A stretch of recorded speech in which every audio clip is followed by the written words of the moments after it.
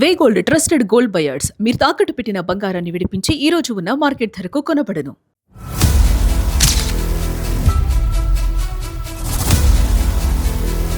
TDP వచ్చిందంటేనే భయం మాకి.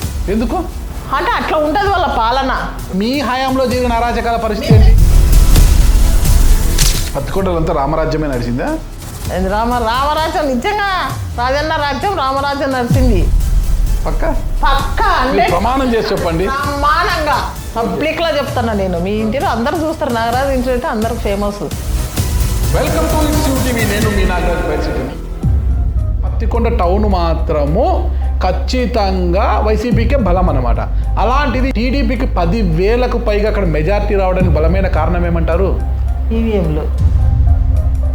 మళ్ళీ అదేనా ఇంకా మళ్ళా ఏమో దానివల్ల ఓడిపోయినాం మేము. ఇలా చెప్పుకుంటే పోతారు మీరు 5 ఏళ్ళు ఇంకా.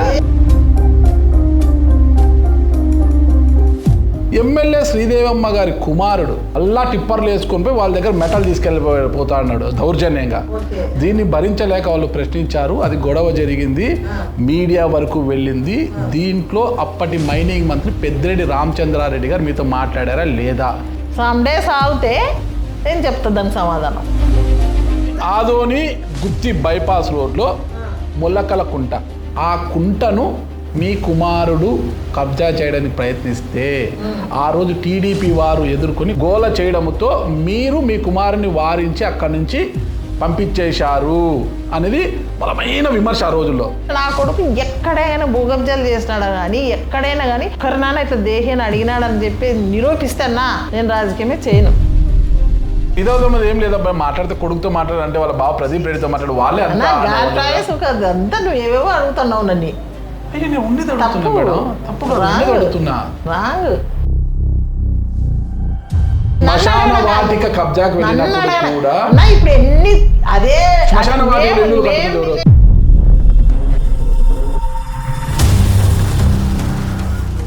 మీ బావ ప్రదీప్ రెడ్డి మీ కుమారుడు రామ్మోహన్ ఇద్దరు సచ్చీలురు అమాయకులు అంటారు.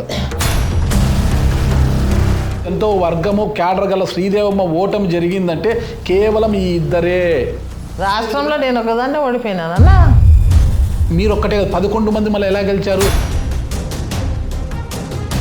వెల్దుర్తి మండలం శ్రీ వెంకటేశ్వర స్వామి టెంపుల్కి వచ్చాడు. అంతా మామూలు ప్రమాణాలు చేస్తుంటారు ప్రవేశంలో. వచ్చి నేను ప్రమాణం చేస్తాను, నాకు ఆ హత్యకు సంబంధం లేదని. శ్రీదేవమ్మ వచ్చి ప్రమాణం చేస్తుందా? వాళ్ళు బతికే ఉన్నారు, లైవ్లో ఉన్నారు వాళ్ళు. నా భర్త లేడు కదా చూసుకోవడానికి. వాళ్ళ భార్య పిల్లలమే వెళ్ళి జైల్లో చూసి వస్తారు వాళ్ళు. కానీ నేను చూడగలుగుతాను నా భర్తని. భార్య భర్తలు అంటే కడదాకా బతికే వాళ్ళు. అది కావాలి, అది కోరుకుంటుంది ఏ స్త్రీ అయినా. కానీ ఇలాంటి రాజకీయాలలో ఎంత పెద్ద స్థాయికి ఎదిగినా అది తృప్తి ఉంటుందే. ఒకవేళ చెరుకులపా నారాయణ రెడ్డి గెలిస్తే ఎమ్మెల్యే అయ్యాడంటే మనల్ని బతకనివ్వడు, ఎలాగైనా నారాయణ రెడ్డిని చంపాలని వాళ్ళే. మా హస్బెండ్ మీద ఎప్పుడు నుంచో, ఇప్పుడు కాదు, ఆయన కూడా ఫ్యాక్షన్ నేతగానే ముద్ర ఉంది కదా. ఆయన కూడా నారాయణ రెడ్డి అంటే ఫ్యాక్షన్ అంటారు. అన్న మా ఇంట్లోనే చచ్చిపోతున్నారు అన్న. చంపారు చచ్చారని కదా ఇప్పుడు అనేది. చంపడం ఏంది? 2029లో టికెట్ మీకే వస్తుందని నమ్మకం ఉందా? ఎప్పుడు 2029కి టికెట్ మీకెందుకు డౌట్? డౌట్ ఎందుకు ఉంది? టీడీపీ ఒంటరిగా వచ్చింది కాబట్టి మీకు 150 స్థానాలు, 24లో కూటమి. అదే 29లో మళ్ళీ వస్తే ప్రజలు వాళ్ళు ఎంతమంది ఒకటే వచ్చినా ప్రజల ఆశీర్వాదాలు మా జగనన్నకే ఈసారి మాకే. మేమంతా ఎమ్మెల్యేలు అవుతాము, మా అన్న ముఖ్యమంత్రి అవుతాడు. 100% జరుగుతుంది. ఇది ఫిక్స్ అమ్మా, ఇంకా fix. Welcome to it's TV, నేను మీ నాగరాజ్ బైట్సెట్టిని. ఈరోజు మన అతిథి కర్నూలు జిల్లా పత్తికొండ నియోజకవర్గ వైఎస్ఆర్ కాంగ్రెస్ పార్టీ మాజీ ఎమ్మెల్యే కంగాటి శ్రీదేవి గారు. నమస్తే మేడం. నమస్తే అన్న. బాగున్నారు కదా? బాగున్నాం. సాధారణ జీవితాన్ని చూశారు మీరు. అంటే మీ ఆయన చెరుకులపాటి నారాయణ రెడ్డి గారు రాజకీయ నాయకుడిగా ఉన్నప్పటికీ కూడా మీరు సాధారణ గృహిణి. ఆయన రాజకీయాలు, ఆయన కథ అంతా మీరు ఒక గృహిణిగా సాధారణ జీవితం చూశారు మీరు. ఆయన మరణం అంటే ఆయన హత్య తరువాత రాజకీయాలకు వచ్చి అధికారాన్ని చూశారు మీరు. ఇప్పుడు అధికారాన్ని కోల్పోయారు. సాధారణ గృహిణిగా జీవితములో అధికార పార్టీ ఎమ్మెల్యేగా ఒక అధికారాన్ని చూశారు. ఈరోజు మళ్ళా సాధారణ స్థితికి వచ్చారు. ఎలా ఉంది ఈ జీవితం? ఎప్పుడైనా రాజకీయంలో అధికార పక్షం ఉంటుంది, ప్రతిపక్షం ఉంటుంది. అన్నీ చెడు మంచి అన్నీ చూస్తేనే జీవితం. అధికారాన్ని అంతే కదా. చూసిన తర్వాత అంటే ఈ 5 ఏళ్ళు కాస్త అట్లా అట్లా అట్లా ఉంటుంది. అప్పుడు కూడా చూసినాం కదా, ఓకే ఓకే. అప్పుడు కూడా చూసినాం కదా. మా హస్బెండ్ ఉన్నప్పుడు కూడా మేము కూడా చాలా ఎదుర్కొన్నాము, రాజకీయాల్లో చాలా చూసినాము, చాలా ప్రతిపక్షాలు చూసినాము, గవర్నమెంట్ పాలకపక్షాలు చూసి అన్నీ చూసినాం కదా. అదంతా ఇప్పుడైనా ప్రత్యేకత ఏముంది, ఇవి ఏం శాశ్వతం కాదు కదా. మళ్ళీ మేము కూడా గెలవచ్చు కదా. గెలవచ్చా గెలుస్తారా? గెలుస్తాం, 100% గెలుస్తాం. ఎలా అసలు ప్రజలు అంటే ఆదరించారు ఇప్పుడు కదా? కూడా గెలిచినాం మేము, ఎలా గెలిచారు? గెలిచినాం. ఎలా? మాకు జనాలు ఓట్లేస్తే వాళ్ళకు మిషన్లు వాళ్ళకు ఓట్లేసినాయి. మాకు ఇలా జనాలు చెప్పుకుంటే వేస్తే పోతారా వాళ్ళకి మీరు 5 ఏళ్ళు ఇంకా? ఏం లేదు ఈ 5 ఏళ్ళు చెప్పుకుంటే పోవడం పోతారా? కాదన్నా. మేము కూడా 151 సీట్స్ వచ్చినాయి 19లో, 2009. అవును.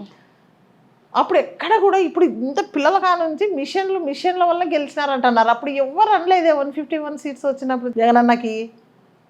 ఇప్పుడు ఎందుకు వచ్చింది ఆ టాపిక్?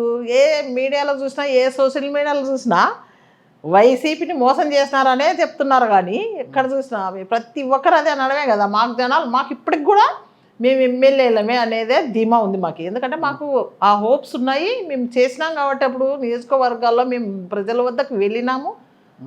ఖచ్చితంగా ఎమ్మెల్యే మీరే అమ్మా అని వాళ్ళ నోటి నుంచి, ప్రజల నోటి నుంచి మేము విన్నాం కాబట్టి మాకు కాన్ఫిడెన్స్ అది. ఖచ్చితంగా మేము గెలిచినాము. వాళ్ళు మాకు జనాలు ఓట్లు వేస్తే వాళ్ళకి మిషన్లు ఓట్లు వేసినాయని అనుకుంటున్నాం. మరి కర్ణాటకలో మరి కాంగ్రెస్ పార్టీ వచ్చింది కదా అక్కడ అక్కడ ఎన్నికల తర్వాత జరిగిన అంటే ఒకటొకటి ఒక విధంగా ఉంటుంది కదా. ఒక్కొక్కటి ఒక అంటే ఆడొచ్చింది ఈడ రాకూడదు, ఈడ మోసం చేశారు, ఆడ మోసం చేయకూడదు అనేది ఏముంటుంది, ఉండదు కదా. మరి మోసంతోనే వాళ్ళు గెలిచారు అంతే, 100% అది. లేదంటే జగనన్నకి అయింది, మాకు 11 సీట్లు రావడం ఏంది. వాళ్ళు చెప్పమండి మనస్ఫూర్తిగా. వాళ్ళే చెప్తున్నారు కదా.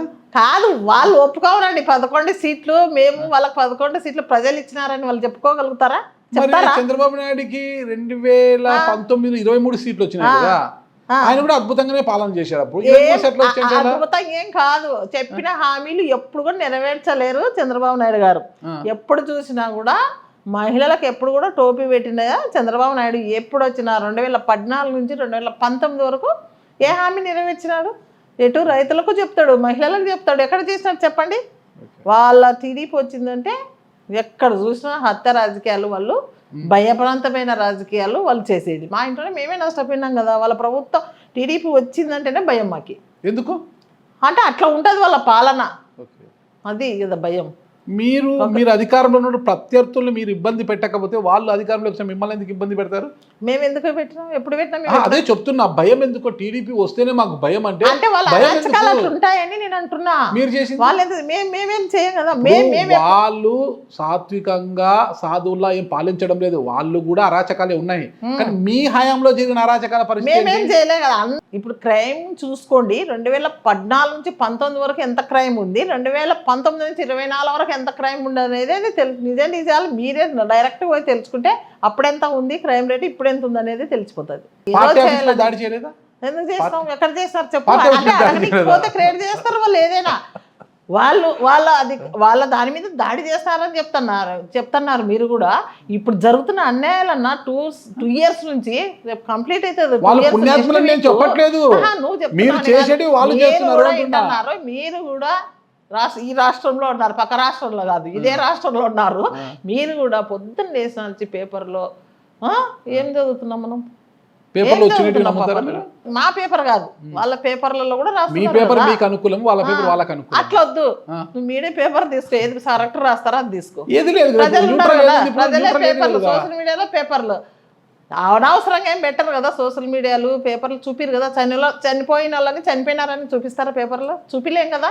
ఏ పేపర్ చూపిలేదు, మా పేపర్ చూపిలేదు, వాళ్ళ పేపర్ చూపిలేదు. ఇప్పుడు జరుగుతున్నా మా వాళ్ళ ఇప్పుడు నేను నా నియోజకవర్గంలో నేను చూస్తున్నాను కదా, నేను ఫేస్ చేస్తున్నాను కదా.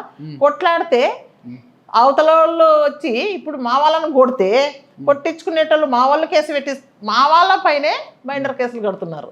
అది ఎట్లుంది చూడండి. నేను ఎన్నిసార్లు ఎంత పోట్లాడుతుంటా తెలిసిన పోలీసు అధికారులతో, ఏంటిదయ్యా తన్నలు తినేటల్లో మీరు రివర్స్ కేసు పెడతారా అని అడుగుతుంటా. ఇది ఎక్కడన్నా చూసినాం మేము? ఏదన్నా ఒక్కటి ఎట్లా పెట్టినామా చూడండి. పోనీ రాష్ట్రాన్ని చూడొద్దు నువ్వు. పత్తికొండ నియోజకవర్గంలో 2019 నుంచి 24 వరకు శ్రీదేవమ్మ అక్రమంగా ఎక్కడన్నా కేసు పెట్టించింది. పత్తికొండలంతా రామరాజ్యమే నడిచిందా? రామరాజ్యం నిజంగా రాజన్న రాజ్యం రామరాజ్యం నడిచింది. జగనన్న రామరాజ్యం కాదు రామరాజ్యం. రావణ రాజ్యం కాదా? రావణ రాజ్యం కాదు రామరాజ్యం రాజన్న రాజ్యం నడిచింది. పక్క పక్కా ప్రమాణం చేసి చెప్పండి. బ్రహ్మాండంగా ఎలాంటి భూ కబ్జాలు కానీ ఎక్కడ కూడా భూ కబ్జాలు కానీ ఎక్కడ కూడా మేము ఒక ఇంటెన్స్ ఏదైనా కానీ ఉంటే చెప్పండి.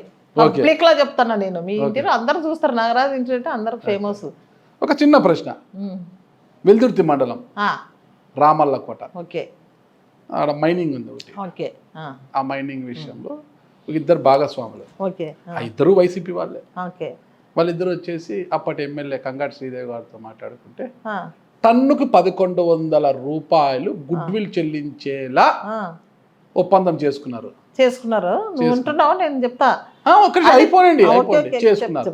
వాటికి అయిపోయింది. వాళ్ళు మైనింగ్ స్టార్ట్ చేసిన తర్వాత ఎమ్మెల్యే శ్రీదేవమ్మ గారి కుమారుడు రామ్మోహన్ రెడ్డి అనుకుంటా, కుమారుడు దౌర్జన్యంగా మళ్ళా ఈ గుడ్ విల్ చాలదు అన్నట్టు మళ్ళా టిప్పర్లు వేసుకొని పోయి వాళ్ళ దగ్గర మెటల్ తీసుకెళ్ళిపోతా అన్నాడు దౌర్జన్యంగా.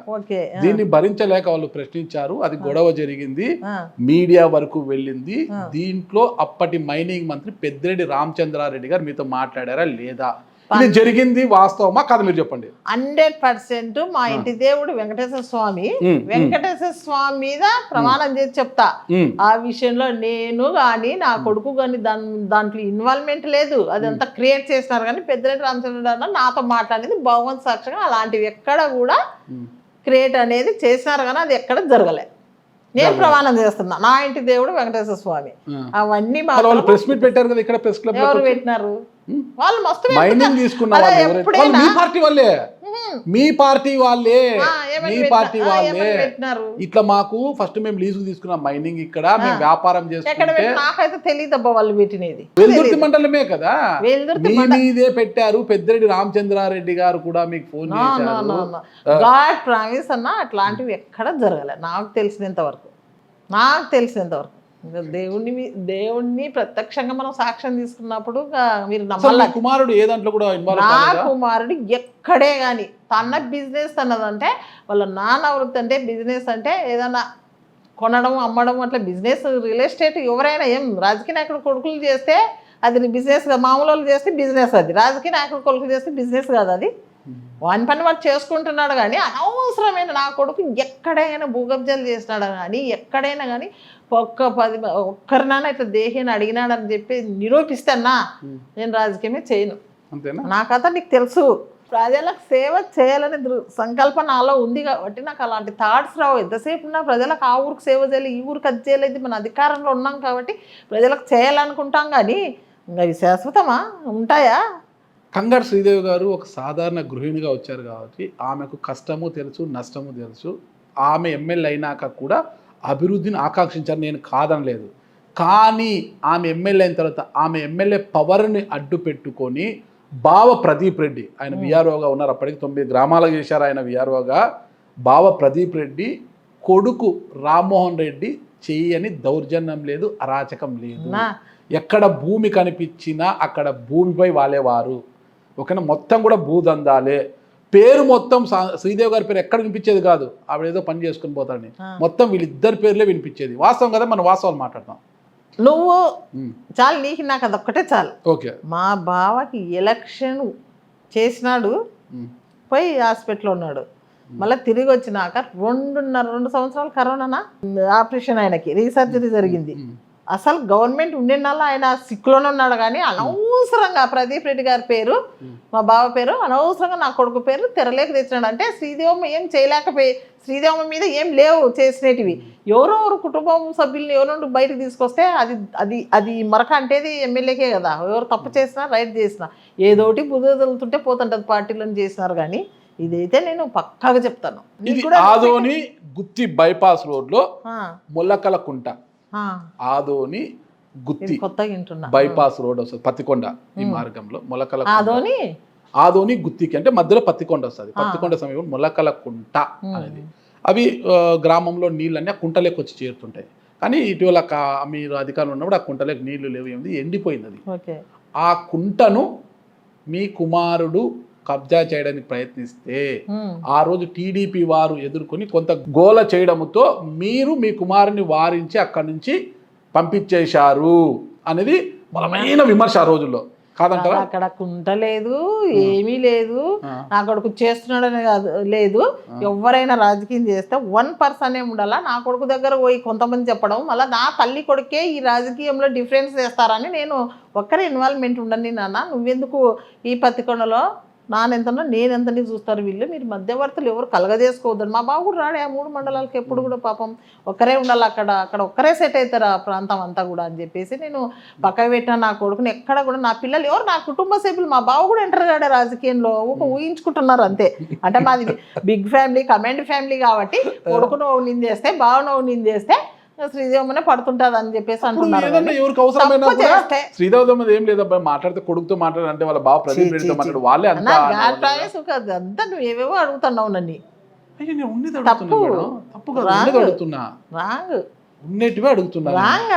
శ్మశాన వాటిక కబ్జాకు వెళ్ళినప్పుడు కూడా ఇప్పుడు ఎన్ని అదే నిలబెట్టినేటివి, మేము ఎవరు కబ్జా చేయకుండా నిలబెట్టినేటివి. నేను నాకు టైం వచ్చినప్పుడు నేను నీకే చెప్తాను, మీరే పోయి అక్కడ పోయి ఇన్వెస్టిగేషన్ చేసుకుని రండి.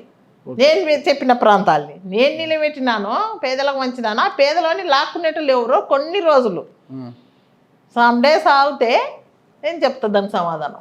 నేనెన్ని నిలబెట్టినానో, నేనెన్ని పేదలకు మంచిదాను, ఆ పేదలవే లాక్కుంటున్నారు. ఇప్పుడు కొంచెం టైం పడతా నీకు ఇదే ఇంటర్వ్యూలో అన్ని క్లారిటీగా ఇస్తాను. మీ బావ ప్రదీప్ రెడ్డి, మీ కుమారుడు రామ్మోహన్ ఇద్దరు సచ్చీలురు, అమాయకులు అంటారు. వాళ్ళ బిజినెస్ వాళ్ళు చేసుకుంటారు కానీ, అంటే రియల్ ఎస్టేట్ అన్నాక ఎవరేం చేసాను, టీడీపీ ఏమి వైఎస్ఆర్సీపీ ఏం చేసినా కూడా రాంగ్. ఏం చేసినా ఆ పొలం కొనే తప్పు, వీళ్ళు అధికారంలో ఉన్నారు, ఈ పొలం కొనే తప్పు అంటే ఎట్లన్నా, అంటే మంది కబ్జాలు కాదు, కబ్జా అనే మాట వినపడదు మీకు. ఇదే ఒక్కసారి స్ప్రెడ్ అయ్యి ఒక్కసారి ఒక్కరి నోట్ నుంచి ఒకరు రాంగ్ బయటికి వెళ్తే అదే స్ప్రెడ్ చేసుకుంటున్నారు. అంటే ఎంతో బలమైన నాయకత్వం కలిగి ఎంతో వర్గము క్యాడర్ గల శ్రీదేవమ్మ ఓటమి జరిగిందంటే కేవలం ఈ ఇద్దరే. రాష్ట్రంలో నేను ఒకదాన్ని ఓడిపోయినానన్న. మీరు ఒక్కటే 11 మంది మళ్ళీ ఎలా గెలిచారు? మీ దగ్గరే ఉన్న ఆలూరు ఎమ్మెల్యే విరూపాక్ష ఎలా గెలిచారు? విరూపాక్ష అంటే వాళ్ళకు బలమైన సామాజిక వర్గం ఉందాడా. అలాగే చెరుకులపాడు నారాయణ రెడ్డి గారు ఒక బలమైన క్యాడర్ని ప్రజలని మీకు అందించిపోయారు. ఆయన 2014లో రాష్ట్రంలో కాంగ్రెస్ పార్టీ తుడిచిపెట్టుకుపోయినా కాంగ్రెస్ పార్టీ నుంచి పోటీ చేస్తే చెరుకులపాటి నారాయణ రెడ్డి గారు అప్పట్లో 35,000 ఓట్లేమో వచ్చాయి ఆయనకు. అంత పెద్ద లీడరు చెరుకులపాటి నారాయణ రెడ్డి గారు. ఆయన పోతూ పోతూ ఒక పెద్ద సమూహాన్ని, ఒక కుటుంబాన్ని ఇచ్చిపోయారు మీకు. అది 100% కరెక్ట్. నేను అంటలేను, ఓటమి గెలుపులు అనేది సహజం రాజకీయంలో. దాని నుంచి మనం తప్పు పట్టాల్సిన, అంత డిప్యూటీ అయ్యి వాళ్ళు అన్నిసార్లు మంత్రులు అయ్యి అని వాళ్ళు ఎట్లా ఓడిపోయారు? వాళ్ళు ఏం తప్పులు చేస్తున్నారు? మళ్ళీ తప్పులు చేసింటేనే ఓడిపోయినారు మనం అనుకోండొచ్చు కదా. అట్లా ఓడిపోయినప్పుడు వాళ్ళంతా తప్పులు చేసిటారు అనుకుంటామా? బై లక్క అంతే. రాజకీయంలో ఓటమి గెలుపులు అనేది సహజం. ఇప్పుడు ఏదైనా ఆట ఆడితే అది ఓకే, కానీ ఒక బలమైన వ్యవస్థలో మనం ఉన్నప్పుడు మన బలమే మనది, ఎంత మంది వచ్చినా కూడా మనం ఎవరు ఓడించలేరు అనమాట. అది తప్పట్ల అంత ప్రౌడ్గా మనం ఎప్పుడు ఉండకూడదు రాజకీయంలో, అంతేనంటారా? కానీ మీరు గెలుపులు సమానంగా తీసుకోవాలి ఎప్పుడైనా. నేను చాలాసార్లు మీరు ఎమ్మెల్యే కూడా ఇంటర్వ్యూ అడిగాను. అడిగితే అన్న నేను ఏదైనా సాధించి నాకు ఇస్తానన్నా, ఇప్పుడు ఏముందన్నా సాధించి నాకు ఇస్తాను. ఏమి 5 ఏళ్లలో నాకు అన్నప్పుడు అడిగినప్పుడు సాధించి నాకు ఇస్తానన్నా, ఏం సాధించారు 5 ఏళ్లలో చెప్తానన్నప్పుడు నేను, నాకు పెద్ద నా భర్తకు ఒక కళ, పత్తికొండ రోడ్డు వైండింగ్ చేయాలా, విస్తరణ చేయాలా, వెహికల్స్ ఎక్కువైపోయినాయి, జనాలు ఎక్కువైపోయినారని చెప్పేసి రోడ్లు మా ఆయన ఎప్పుడు కళ అనేటోడు. ఆ కళ నెరవేర్చినాక నేను చెప్తానన్నాను. కానీ బయలా మా బ్యాడ్ లక్ ఏమో, మా గవర్నమెంట్ వచ్చినాక 2 years వరకు మీకు కూడా తెలుసు ప్రపంచవ్యాప్తంగా ఒక వైరస్ కరోనా రావడము, దాన్ని 2 years కాలం గడిచిపోవడము. మేము అప్పుడు 2 years తర్వాత మళ్ళీ మేము అప్రూవల్ చేసుకొని అంత జీవో తెచ్చుకొని అప్రూవల్ చేసుకొని అంతా చేసుకొని రోడ్డు వైండింగ్ అన్నీ సుమారుగా 25 కోట్లు 26 కోట్లు తీసుకొని వచ్చి దాన్ని అంతా చేసి ఇంకా మేము తీర దాన్ని పడగొట్టే ఉందని కోర్టు రావడము, అది ఒక బ్యాడ్ లక్ మాకు. అది చేసినాక చెప్తానన్నాను. కానీ అది కొంచెం వాళ్ళు వాంటెడ్గా టీడీపీ వాళ్ళు తీసుకుపోవడము, కోట్లు వేయడము, స్టే తీసుకురావడము, ఈ విధంగా కానీ వైడనింగ్ కోసం అన్ని కూల్చేశారు కదా సైడ్ రోడ్డు. ఎక్కడ లేదు. పంచాయతీ వైడ్లో ఉండేటివన్నీ చేసేసినాం. అదంతా రోడ్డు విస్తరణ చేసినాం. ఓన్లీ R&B ఉండేదే ఎక్కువ ఉంది, మాకు 2 కిలోమీటర్ ఉంది అనమాట. దాన్ని అన్ని అందరికీ సాటిస్ఫై చేయాలా, ఎన్నో ఇండ్లు పోతాయి. 2 కిలోమీటర్లు అంటే చిన్న చిన్న వ్యాపారస్తులు ఉన్నారు, అందరినీ మేము సాధారణంగా స్మూత్గా వెళ్దామని చెప్పేసి మేము అందరిని పిలిపించి గ్యాదర్ చేసి అన్ని చేసుకొని తీరా అందరిని ఒప్పించి, ఓకే కదా మీకందరికి మీకెంత వేయింటే వాళ్ళు అడిగిన ప్రకారంగా ఇంత మాకి పోయితే మాకు ఇవ్వాలమ్మా మాకు అని చెప్తే సరే అని చెప్పేసి మేము అంతా ఒప్పించుకున్నాక చేసిన తర్వాత మేము రంగంలోకి దిగినాం. నేను దుర్మార్గంగా ఎవరు పోతే నేను ఏమైతే పోని అని ప్రజలకు నొప్పించి చేయాలనుకోలే. నేను నొప్పించి చేయాలనుకుంటే ఎప్పుడో చేసేస్తుంటే ఆ విషయం పడగొట్టాక ఎవరైనా చేయలేరు కదా. ఈరోజు అధికార పార్టీ ఎమ్మెల్యే శ్యాంబాబుపై మీరు ఎందుకు ఒత్తిడి చేయడం లేదు? రోడ్ వైండింగ్ బాధ్యత ఆయనకు కూడా ఉంది కదా, వాళ్ళు చేయాల. మరి ఎందుకు మీరు ఒత్తిడి చేయడం లేదు? ఎవరు చేయాలి? మీరు ఒత్తిడి చేయొచ్చు కదా. ఫస్ట్ శ్యాంబాబు గారు ఎమ్మెల్యే అయినాక ఫస్ట్ వాడు నా నోటి నుంచి అదే వచ్చింది. కాంగ్రెస్ ఎవరు గెలిచినా నియోజకవర్గానికి శ్యాంబాబు గారు మీరు నిలబడిపోయిన ఈ 2 కళలు నెరవేర్చండి. టమోటా జ్యూస్ ఫ్యాక్టరీ మేము ఆల్రెడీ కన్స్ట్రక్షన్ చేసినాము, ఆల్రెడీ మీరు దాన్ని పూర్తి చేయండి, కన్స్ట్రక్షన్ జరుగుతుంది, అది పూర్తి చేయండి. ఇప్పుడు కూడా ఉంటుంది చూడు, నేను చెప్పిన ప్రెస్ మీట్లో చెప్పినా నా విషయము. తర్వాత రెండోది రోడ్డు వేడల్పు మేమంతా చేసేసినాం, ల్యాండ్ యాక్విజిషన్ మొత్తం చేసేసినాము, మొత్తం వచ్చింది. మీరు ఒక్కటి ట్రై చేస్తే అయిపోతుంది అని చెప్పేసి ఈ 2 నెరవేర్చండి, ఎమ్మెల్యే అయినారు కాంగ్రెస్ అని చెప్పేసి ఆ 2 విషయాలు కూడా ఆయనకు చెప్పడం కూడా జరిగింది. మేము ప్రెస్ మీట్ పెట్టి మీ భర్త కళ అన్నారు కాబట్టి అడుగుతున్నాను. సరే, ఫ్యాక్షన్ ఈ గొడవలు పక్కన పెడితే జనం మెచ్చిన నాయకుడు చెరుకులపాటి నారాయణ రెడ్డి గారు. నాకు తెలిసిందంటే మాది కూడా పక్కనే గుత్తి కాబట్టి 100% ఎప్పుడు కూడా జనంలో ఉండే వ్యక్తి, జనం వ్యక్తి. ఎందుకంటే కాంగ్రెస్ పార్టీ అసలు చతికిల పడిపోయిన రోజులు కూడా అంత పెద్ద ఓటింగ్ తెచ్చుకున్న నాయకుడు చెరుకులపాటి నారాయణ రెడ్డి గారు. తర్వాత వైసీపీలోకి వచ్చారు, అది వేరే విషయం, చనిపోయారు. మరి ఆయన హత్య 2017 మే 21 అనుకుంటా జరిగింది. ఆయనను ఆయన ప్రధాన అనుచరుని ఇద్దరిని అత్యంత పాశవికంగా నరికి చంపారు. సరిగ్గా 8 ఏళ్లకు తిరిగి 2025 మే 8న కోర్టు తీర్పు ఇచ్చింది, కర్నూలు జిల్లా కోర్టు తీర్పు. అందులో 11 మందికి శిక్ష పడింది, 5 మంది నిర్దోషులుగా బయటకు వచ్చారు. అంటే శ్యాంబాబు అప్పట్లో A5 A1గా ఉన్నారైనా ఆయన అప్పట్లోనే హైకోర్టుకి వెళ్ళి కేసు కొట్టేయించుకున్నారు, అది వేరే విషయం. మీకు ఎలా అనిపించింది? మీ బావ అయితే ఒక ప్రెస్ మీట్లో నేను విన్నాను, చనిపోయిన మా తమ్ముడు నారాయణ రెడ్డి గుంతలో ఉన్నాడు, చంపిన వారు జైలుకి వెళ్ళారు, చంపించిన వాడు అసెంబ్లీకి వెళ్ళాడు అని మీ బావ అన్నారనమాట. మరి దీన్ని మీరు కంటిన్యూ చేస్తారా? కరెక్టే కదా. మళ్ళీ ప్రోత్సాహం లేనిది వాళ్ళ చేత కాదు కదా. ఒక మనిషిని చంపాలంటే వెనక ఎవరెవరు ప్రోత్సాహం ఉండాలి కదా. దీన్నే మీరు నమ్ముతున్నారా? నమ్ముతా, ఎందుకు నమ్మను. మరి శ్యాంబాబు అప్పుడు హైకోర్టులో కేసు కొట్టేసుకున్న తర్వాత కావచ్చు, కేసు పడినప్పుడు కావచ్చు, మొన్న శిక్ష తర్వాత కూడా 2025 మే 8న శిక్ష తర్వాత కూడా వాళ్ళకి శిక్ష తర్వాత కూడా ఒక ఛాలెంజ్ చేశారు, నాకు ఆ హత్యకు సంబంధమే లేదు, అతను ఎంతో వాళ్ళకి ఎంతో ఉంది, నేను అవుతే వెల్దుర్తి మండలం శ్రీ వెంకటేశ్వర స్వామి టెంపుల్కి వచ్చాడు, అంతా మామూలు ప్రమాణాలు చేస్తుంటారు, వచ్చి నేను ప్రమాణం చేస్తాను, నాకు ఆ హత్యకు సంబంధం లేదని. శ్రీదేవమ్మ వచ్చి ప్రమాణం చేస్తుందా? 100% చేస్తాను. చెప్పినాను కదా, 100% చేస్తాను. మీ ఇన్వాల్వ్మెంట్ లేనిది వాళ్ళు చెయ్యరు అని నేను కూడా చెప్తున్నా కదా. నేను తీసుకొని వచ్చి చంపినారంటే ఏందో ఆయన కట్టి తీసుకొని వచ్చి ఆయన నా భర్తను చంపినాడని నేను అంటలేను కదా. చంపిన వాళ్ళకు ప్రోత్సాహం ఇచ్చి వెన్ను దండుగా అన్ని వాళ్ళకి సహకరించినారు కాబట్టి అది ఎవరు చేసినటోళ్ళకంటే పాపము, చేయించినటోళ్ళకి వస్తుంది అది పాపం ఎక్కువ. చేయించిన అమాయకులు వెళ్ళిపోయి ఇప్పుడు వాళ్ళు దూరం, అంటే వాళ్ళు బతికే ఉన్నారు, లైవ్లో ఉన్నారు వాళ్ళు. నా భర్త లేడు కదా చూసుకున్నారు, వాళ్ళ భార్య పిల్లలమే వెళ్ళి జైల్లో చూసి వస్తారు వాళ్ళు. కానీ నేను చూడగలుగుతాను నా భర్తని? చూడలేరు. మరి అది కొంచెం ఊరట అంతే. తప్పు 11 మందికి శిక్ష పడింది, సాటిస్ఫై అంటే కాదన్నా, సాటిస్ఫై కాదు అది. కొంచెము భయం, మళ్ళీ ఫర్దర్గా నాకు జరిగినట్టుగా వేరే వాళ్ళకి జరగకూడదు. శిక్ష చంపితే శిక్షలు అనేది కోర్టులు అనేది ఈ విధంగా ఉంటాయని చెప్పేసి కొంచెం పక్కన వాళ్ళకు కూడా భయం వస్తుంది. ఒక మనిషిని చంపితే శిక్ష మనం కూడా భార్య పిల్లలకు దూరం ఉండాల్సి వస్తుంది కదా అని కొంచెమన్నా జ్ఞానం వస్తుంది అని చెప్పేసి దాని గురించి నేను సాటిస్ఫై అయినాను. కానీ ఏదో నా భర్త చనిపోయినందుకు వాళ్ళు చనిపోయినట్లే అని దృష్టిలో వాళ్ళు లైవ్లో ఉన్నారు బాగా, వాళ్ళ భార్య పిల్లలపై చూసుకొచ్చుకుంటారు కావాలండి. అప్పుడు నా భర్తను నేను చూసుకోగలుగుతానా? ఎంత నరకం అనిపిస్తున్నానో నాకు తెలుసు అన్న ఆ విషయంలో. ఒక మహిళకి భర్తనే గురువు, ప్రధానమైన మొదటి గురువు స్త్రీలకి భర్త. అలాంటి వాడు లేనప్పుడు ఏముంటుంది, నిర్జీవంగా మేము ఆ రోజే చనిపోయినాం. కానీ తల్లి జన్మ ఇస్తే పునర్జన్మ మా జగనాన్ని ఇచ్చినాడు నాకు. అంతేనంటారా? 100% చెప్తా నేను ఎప్పుడైనా. ఆ రోజు తల్లి మంగమ్మ నాకు శబ్దం జన్మ చేశారు కదా ఇచ్చింది మీరు? కానీ పునర్జన్మ మా జగనాన్ని ఇచ్చినాడు నాకు. నేను ఆ రోజు చనిపోయినా యాక్చువల్గా. నాకు అసలు నేను బతుకున్నానంటే దీనికి కారణం ఏంటి? ప్రజలకు సేవ చేయడానికి చనిపోయారా? జగనన్న నాకు ఆ అది రోజు మీ ఇచ్చినాడు కదా. భర్త నారాయణ గారు చితి మీద ప్రమాణం చేశారు కదా మీరు చాలా ఆవేశంగా. అంటే నాకు అసలు అప్పుడు రాజకీయంలో నేను రాజకీయంలోకి ఎంటర్ అవుతాను, నేను రాజకీయంలోకి ఎమ్మెల్యే అవుతానని నేను అసలు కల కూడా కనాలే. నా నోటికే అవి నా భర్త అనిపించినాడో మళ్ళీ భగవంతుడు అనిపించినాడు అన్నా గాడ్ పామి చెప్తున్నా.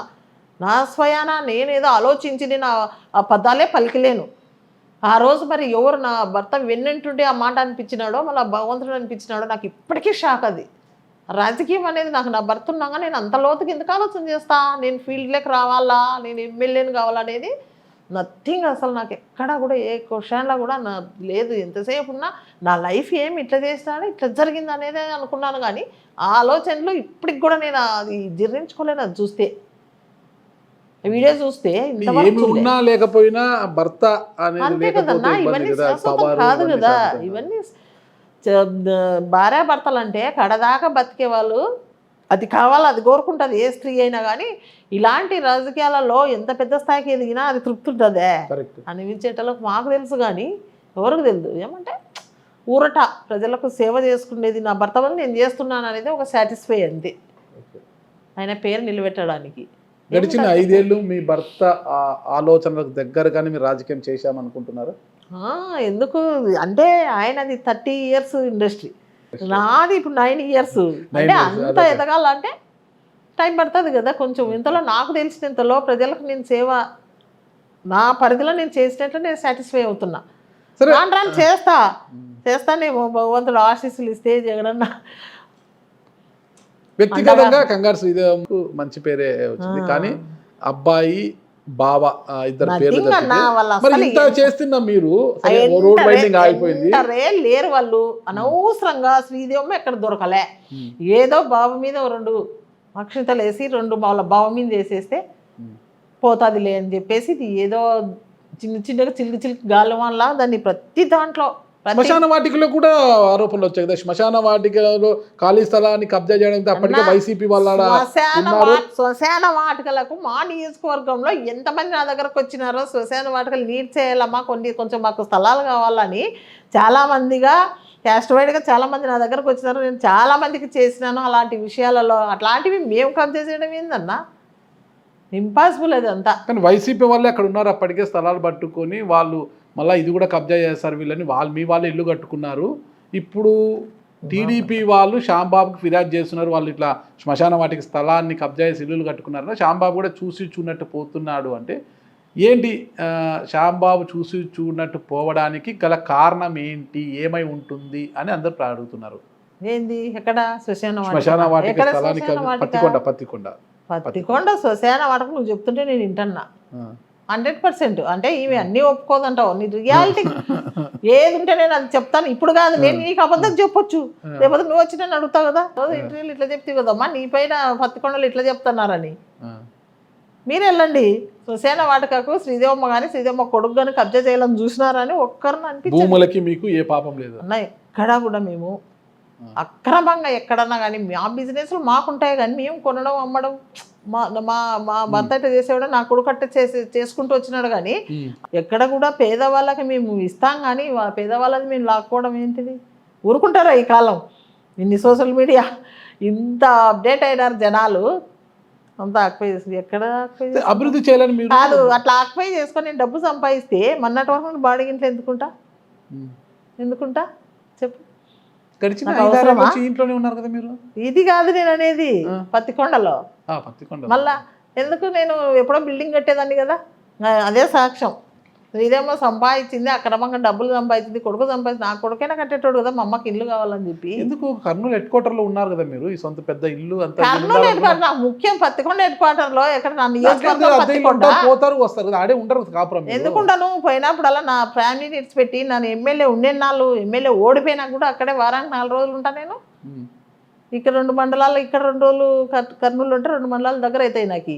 మరి ఇంత చేశారు, మరి ఇప్పటికీ కూడా పత్తికొండ నియోజకవర్గంలో సాగునీటి ఇబ్బందులు ఇప్పటికీ ఉన్నాయన్నమాట. ఇప్పటికి 2026 నాటికి కూడా హంద్రీనివా ద్వారా 68 చెరువులకు నీళ్లు నింపితే సాగునీటి కష్టాలు పోతాయి. ఇంతవరకే నింపలేకపోతున్నారు. మరి దాని మీద కంగారు శ్రీదేవి గారు ఏం చేస్తున్నారు? మళ్ళీ ఎందుకు నేను మాట్లాడలేకపోతున్నారు? చాలా సార్లు వాళ్ళు ఒకటే చెప్పుకుంటున్నారు, మేము దాన్ని పూర్తి చేసి జగనన్న ముఖ్యమంత్రిగా ఉన్నప్పుడు మా అధికారంలో మేము పూర్తి చేసి దాన్ని మా జగనన్నతో ముఖ్యమంత్రిగా ఉన్నప్పుడు మేము ఓపెనింగ్ చేసి మేము కొన్ని చెరువులకు అన్ని నీళ్లు వదిలితే ఇప్పుడు మళ్ళీ మళ్ళా దాన్ని ఓపెనింగ్ చేపించి చేయడం, ఒకరు ఓపెనింగ్, ఒక ముఖ్యమంత్రి ఓపెనింగ్ చేపించిన ఇంకొకరు తీసుకొచ్చి ఓపెనింగ్ చేయించినట్ల మళ్ళీ చేసి దాన్ని ఆర్భాటాలు చేసి మళ్ళీ మేము ఈలేని వాళ్ళు అంటున్నారు చెరువులకి. మీరే వెళ్ళి చూడొచ్చు కొన్ని చెరువులకు మేము ఇచ్చినామో లేదనేది. వాళ్ళు కూడా ఇప్పుడు 2 సంవత్సరాలు మళ్ళీ ఇప్పుడు ఎందుకు 2 సంవత్సరాలు పూర్తిగా వస్తుంది, మళ్ళీ ఇప్పుడు ఎందుకు ఇవ్వలేకపోతున్నారన్న అదే అడుగుతున్నా నేను. మీరు ఎందుకు మౌనంగా ఉన్నారు? దాని మీద ఎందుకు పోరాటం చేయడం లేదు? సాగునీటి కోసం ఏం లేదు, చాలా సార్లు టైం ఇచ్చినాం వాళ్ళకి.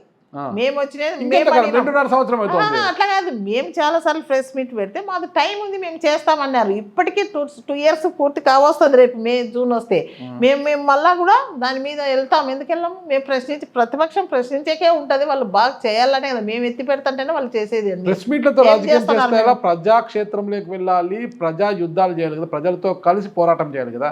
అవును, చేస్తున్నాము, అన్ని చేస్తలేమో. ఇప్పుడు మేము చేయమంటే మొన్న కూడా రైతులకు ఉల్లికి కానీ మేము చేసి మేము ధర్నాలకు కూర్చొని మేము చేస్తేనే మేము రైతుల దగ్గరికి వెళ్ళి మీడియాని తీసుకుపోయి చూయించినందుకే ఈరోజు ప్రతిపక్షం గట్టిగా పోరాడినందుకే మన ఉల్లికి కూడా కొంతమందికి ఉన్నాయి, కొంతమందికి వాళ్ళే. కొంతమంది అయినా సాటిస్ఫై అయినారు కదా. ప్రతిపక్షం మేము అన్ని పోరాటం చేస్తున్నందుకే వాళ్ళు భయపడి ప్రజలంతా చూస్తున్నారు. మరి గతంలో పత్తికొండ అంటేనే ఒక ఫ్యాక్షన్ కు అడ్డాగా ఉండేది. ఇక్కడ మహాబలేశ్వరప్ప అనుకుంటా మాజీ ఎమ్మెల్యేని కూడా, అయితే 2 మాజీ ఎమ్మెల్యేలు చంపారు పత్తికొండలోనే. 2 మాజీ ఎమ్మెల్యేని హత్య చేశారు. ఇక్కడ శేషిరెడ్డి గారు చంపారు. 2 మాజీ ఎమ్మెల్యేని హత్య చేశారు. చాలా మందిని హత్య చేసిన దాఖలాలు కూడా మనము చూసాము అక్కడ. ఆ తర్వాత ఇంకంత పాశవికంగా చంపిందంటే చెరుకులపాటి నారాయణ రెడ్డి గారిని. ఆ తర్వాత ఇంకా హత్యలు లేవులే పత్తికొండ. మీ తర్వాత మీరు వచ్చిన తర్వాత ఏం జరగలేదు. కానీ ఇటీవల 6 నెలల క్రితం మళ్ళా MRPS రాష్ట్ర నాయకుడు రమేష్ మర్డర్ జరిగింది. ఆ కుటుంబానికి ఒక ప్రతిపక్ష పార్టీ నాయకురాలిగా, మాజీ ఎమ్మెల్యేగా మీరు ఎలాంటి భరోసానిచ్చారు అసలుకి? అంటే మేము వెళ్తే ఆయన టీడీపీలోకి వెళ్ళినాడు. ఆయన ఫస్ట్ నుంచి మన వైపు ఉండేటోడే. కానీ మేము వెళ్ళి చేసినా కూడా వాళ్ళు టీడీపీలో ఉన్నారు కాబట్టి మేము ఏమన్నా పోయి ప్రశ్నించి ఏదన్నా వాళ్ళ గురించి మాట్లాడి చేస్తే కూడా మళ్ళీ రివర్స్ అవుతుంది కదా మనకి. ఎందుకు వాళ్ళే దండిగా ఉన్నారు కదా, వాళ్ళ అధికారం ఉంది, వాళ్ళు ఉన్నారు కదా టీడీపీలో. వాళ్ళు చేయొచ్చు కదా సహాయం, వాళ్ళు చేస్తారు, వాళ్ళ గవర్నమెంట్ కాబట్టి వాళ్ళు చేస్తారు. ఎస్సీ కమిషన్ చైర్మన్ వచ్చి పరామర్శించేంత వరకు అధికార పార్టీ ఎమ్మెల్యే కాదు కదా, జిల్లా కలెక్టర్, జిల్లా ఎస్పీ ఎవ్వరు కూడా వెళ్ళి పరామర్శించారు. గతంలో మీ పార్టీలో పనిచేశాడు, చంపింది కూడా ఆ పార్టీకి సంబంధించిన వారే విమర్శలు వచ్చాయన్నమాట. అంటే పార్టీ గురించి కాదన్నది నేను విచారించుకున్నంత. నాకు కూడా చాలా మంచి సన్నిహితుడు, బాగా పాపం బాగా మేమంతా బాగా కలిసిమెలిచిన వాళ్ళం, అక్క అనేటోడు. పాపం నాకు కూడా చాలా బాధ అనిపించింది. కానీ ఇప్పుడు వాళ్ళది ఏదో లోకల్ సమస్యల గురించి, రాజకీయం గురించి కాదు అది. కానీ లోకల్ వాళ్ళ గ్రామ సమస్యల గురించి చేసుకున్నారు పిల్ల శేషాలు అట్లా. కానీ ఒక మంచి ఎవరు తీసుకొచ్చుకున్నారు. ఇంతవరకు కూడా ఎందుకు తీసుకొచ్చుకున్నారని నాకే అర్థం అవుతలేదు. అది నేనే షాక్ అయినా. చాలా బాధ. కుటుంబ పరిస్థితి ఏంటి? అదే ఇప్పుడు నా భర్తను చంపిరి ఏందన్నా, నా పిల్లలు నేను అనాథలం అయిపోతుంది కదా. ఆయన లేని లోటుని ఎవరు తీర్చలేరు. కానీ మీకు ఒక బేస్ ఇచ్చిపోయాడు, రాజకీయం అని ఒక బేస్ ఇచ్చిపోయాడు. మా చేతిలో ఇప్పుడు మేము అధికారంలో ఉండింటే మేము ఏదో ఒకటి వాళ్ళకు 100% ఆమెకి ఏదో ఒకటి భరోసా ఇచ్చేదో కల్పిస్తుంటాం. ఇప్పుడున్న వాళ్ళు ఇవ్వాలా ఖచ్చితంగా. ఒక మనిషి ఇవ్వడానికి మీరు ఎలాంటి కృషి చేస్తున్నారు? మీరు వాళ్ళ బాధితుల పక్షాన్ని మీరు ఏం చేస్తున్నారు? మేము ఏదైనా కూడా చేయనీకి పోయినా కూడా దాన్ని రివర్స్ అవుతుందని చెప్పేసి మేము గమ్మునున్నాం. కానీ మా చేతిలో వచ్చినప్పుడు కానీ మమ్మల్ని ఆశ్రయించి వాళ్ళు చేసినప్పుడు 100% మేము హెల్ప్ చేస్తాం. మాకు ఎవరైనా ఏం ఆ పార్టీ ఈ పార్టీ మనిషి అందరూ ఒకటే కదా. పార్టీల గురించి మనుషులు చంపుకోపోతే ఎవరు మిగులుతారన్నా చెప్పు? తప్పు కదా అట్లా చేయడం. ఎవరు చేసినా, మా వాళ్ళు చేసినా అవతల వాళ్ళు చేసినా తప్పేది. 5 ఏళ్ళు అధికారంలో ఉన్న 5 ఏళ్ళు మీరు అంటే అభివృద్ధి కోసం ఆకాంక్షించారు లేదని లేదు, కానీ మీ పక్కనే ఉన్న డోన్ నియోజకవర్గం చెందిన స్థాయిలో అభివృద్ధి పత్తికొండలో జరగలేదు అంటారు. కారణం ఏమి? పైన అంటే జగన్మోహన్ రెడ్డి గారు మీకు సహకరించలేదా, లేకపోతే మీరు దృష్టి పెట్టలేదు? చెయ్యను అన్నా, ఎన్నో శతాబ్దాల కాలం నుంచి పెండింగ్లో ఉన్న రోడ్లని మేము వేయించాం. ఇప్పుడు మళ్ళీ రోడ్డు వర్క్ జరుగుతుంది కదా. ఇప్పుడు మళ్ళా కే శాంబాబు గారు ఎమ్మెల్యే అయినాక కూడా మళ్ళీ రోడ్డు వర్క్ జరుగుతున్నాయి కదా. ఎక్కడ ఫుల్ స్టాప్ ఎక్కడ పడతాయి? చేసే కొద్దీ కొన్ని ఇప్పుడు చేసింటాం. గతంలో మేము కాంగ్రెస్ పార్టీలో ఉన్నప్పుడు కూడా చాలా చేసినాం. కానీ పోతుంటాయి, మళ్ళీ వేస్తుంటాం, మళ్ళీ పోతుంటాయి, మళ్ళీ చేస్తాం. ఎవరు చేసేది వాళ్ళు చేస్తుంటారు. తీసి రోడ్డు పెరుగుతుంటాయి, ఇల్లు కడుతుంటారు, ఎవరు రోడ్లు అడుగుతుంటారు. వేయాల్సిందే, తప్పదు కదా, అది జరుగుతూనే ఉంటాయి ఎవరు చేసినా. కానీ కొన్ని ఆ సీసీ రోడ్లు ఏం పెద్ద గొప్ప కాదు, ఎవరిమైనా వేస్తుంటా పోతున్నారు. కొన్ని శతాబ్దాల కాలం నాటి రోడ్లను కూడా మళ్ళీ వాళ్ళు డిపీట్స్ ఏమైనా కూడా వాళ్ళు ఎందుకు పట్టించుకోలేదు? మరి ఎందుకు వేయలే? మరి ఇప్పుడు ములగవేలి ఓసూరు టు ములగవేలి రోడ్డు శతాబ్దాల కాలం నుంచి ఇప్పటి జనరేషన్లో కూడా గాడిదలతో ఎరువులు విత్తనాలు తీసుకొని పోతుంటే మళ్ళీ వీళ్ళకి తెలీదా వేయించాలా రోడ్డు? అదని ఇంపార్టెంట్. రైతు అంటే పాపం కింద పంటేసి పైన ఆకాశం వైపు చూసేది రైతు గురించి నాకు బాగా తెలుసు. ఎట్లా ఏమి బాధలు ఏంటి దాన్ని, రైతు కుటుంబం నుంచి వచ్చినాను కాబట్టి. మళ్ళీ అలాంటి రోడ్డును ఒక 7-8 కోట్లు పెడితే అయిపోయేదాన్ని ఎందుకు పెండింగ్ పెట్టారన్న వాళ్ళు చేయొచ్చు కదా. ఎప్పుడు శిలాపలకాలు పెట్టేది దాన్ని ఒక టెంకాయ వరకే పరిమితం అయిపోయినారు. దాన్ని మేము ప్రామిస్ చేసి మేము గెలిస్తే ఈసారి వేపిస్తామని చెప్పేసి సంవత్సరం తిరగకుండానే దాన్ని మేము 7.5 వేసిపించినాం కదా. గెలుస్తారా? ఏంటిది గెలుస్తారా మీరు మళ్ళీ ఎమ్మెల్యేగా? అంటే 100% ఇప్పుడు గెలిచినామన్నా మేము. ప్రజలు వేసినారు, ప్రజలు వేయడం దాంట్లో గెలిచినాం మేము. మేమైతే 100% ఎమ్మెల్యేగా మేమే గెలిచినామని ఫుల్ సాటిస్ఫై ఉన్నాం మేమంతా. ఒక ప్రశ్న అడుగుతాను, మీ మనసు బాధ పెట్టవచ్చును, అయినా తప్పడం లేదు. బయట జరుగుతున్న ప్రచారం గురించి అడుగుతున్నాను అనమాట. గతంలో మనము కేఈ కుటుంబానికి కోట్ల కుటుంబానికి వర్గపోరు ఉండేదన్నమాట. వీరు ఒక వర్గానికి వీరు ఒక వర్గానికి నాయకులుగా ఉండేవాళ్ళు. అన్నది చంద్రబాబు గారి నాయకత్వంలో 2 వర్గాలకు కూడా మనకు కొట్లాటలు వద్దు, అభివృద్ధి వద్దు అని ఇద్దరు కూడా చేయి కలిపారు. అందరూ కూడా హ్యాపీ అయ్యారన్నమాట. అదే తరహాలో పత్తికొండలో కూడా గొడవలు వద్దు, అభివృద్ధి ముద్దు అని కేఈ శాంబాబు శ్రీదేవమ్మ కూడా రాజీ చేసుకున్నారు. తద్వారానే ఇటీవల శ్రీదేవమ్మ పెద్దగా విమర్శలు చేయడం లేదని బయట జరుగుతున్న ప్రచారం. ఇది నేను అడిగింది కాదు, బయట జరుగుతున్న ప్రచారం. ఎక్కడ కూడా ఇది నోటీసులోనే రాలే. నువ్వు చెప్తుంటే నీ నోటి నుంచి ఇప్పుడు వింటున్నా. నా నోటీస్కి వచ్చింది కాబట్టి నేను మీ నోటీస్ అందుకనే ఇప్పుడు ఫస్ట్ నేను వింటున్నా. ఫస్ట్ ఇప్పుడు నువ్వు చెప్తే నేను వింటున్నా. ఓకే, అది నువ్వు చెప్తుంటే నేను వింటున్నా. ఇప్పుడు ఎక్కడ కూడా ఎవరి నోటి నుంచి వినలే.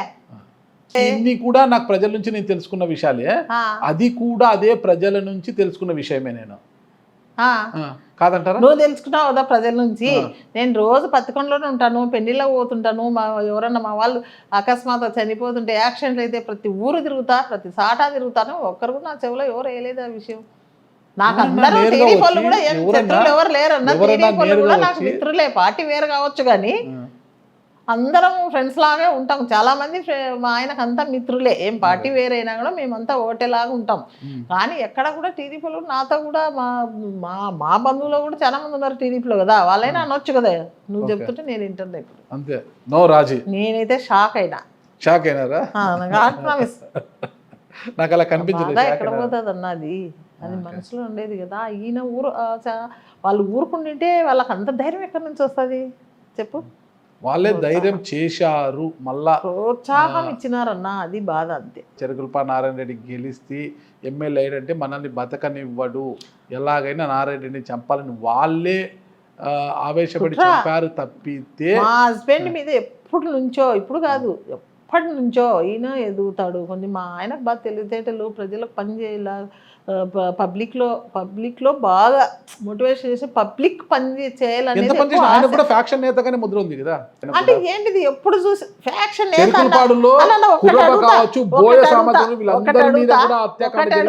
ఒకటి అడుగుతా.